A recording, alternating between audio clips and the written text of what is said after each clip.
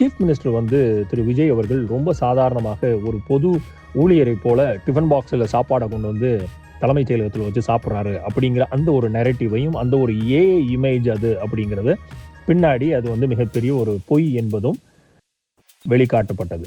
அப்போ இப்படி ஒவ்வொரு பொய்களாக கடந்த ஒரு வாரங்களாக இவர்களுடைய சமூக வலைதள பக்கங்களை வைத்து எப்படி அவர்கள் ஆட்சிக்கு வந்தார்களோ அதே சமூக வலைதளங்களை பக்கத்தை வைத்தே இப்படி ஒரு வார காலமாக பல்வேறு சூழ்நிலைகளில் பல்வேறு பொய்களை கட்டவிழ்த்து விட்டிருக்கிறார்கள் அப்படிங்கிறதும் தெள்ள தெளிவாக பர்ஸ்ட், அதாவது பொய்யை வந்து ஊதி பெரிதாக்கின பொய்யை உடைத்து எரிந்திருக்கிறார்கள் அதே சமூக வலைதளத்தில் உள்ள சமூக செயற்பாட்டாளர்கள்.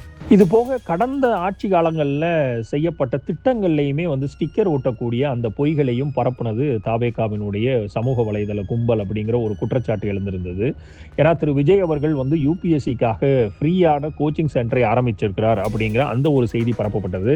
ஆனால் அது வந்து நான் முதல்வன் திட்டம் வந்து திமுகவினுடைய காலகட்டங்களில் மிகப்பெரிய ஒரு முன்னோடி திட்டமாகவும் கடந்த வருடத்தில் மிகப்பெரிய ஒரு ஆட்சி அதிகாரத்தில் பங்கு பெறக்கூடிய யூபிஎஸ்சி ஆஸ்பிரன்ஸ் நிறைய பேர் வந்ததுக்குரிய மிக முக்கியமான திட்டமாக அதில் செயல்படுத்தப்பட்டது. ஸோ அதுவும் மிகப்பெரிய ஒரு பொய்யான ஸ்கீமை வந்து தங்கள் பெயரில் ஸ்டிக்கர் ஓட்டின சமாச்சாரமும் போன வாரம் நடந்தது. இதுக்கப்புறம் நியூவாக புதிதாக இபிக்கென்று ஹெல்ப்லைன் டோல் ஃப்ரீ நம்பரை அனுபவிச்சிருக்கிறோம் அப்படிங்கிற அந்த ஒரு பொய் பரப்பப்பட்டது. அதுவும் கிட்டத்தட்ட போன ஆட்சி காலத்திலேயே இருந்தது, நம்மளால பார்க்க முடியுது. இது போக டைரக்டான helpline complaint system to CM அப்படிங்கிற அந்த ஒரு மிக முக்கியமான திட்டம் வந்து இப்போதான் தாவேகாவினுடைய தலைவர் அவர்களால் உருவாக்கப்பட்டது போன்ற ஒரு பொய்யான செய்தி பரப்பப்பட்டது.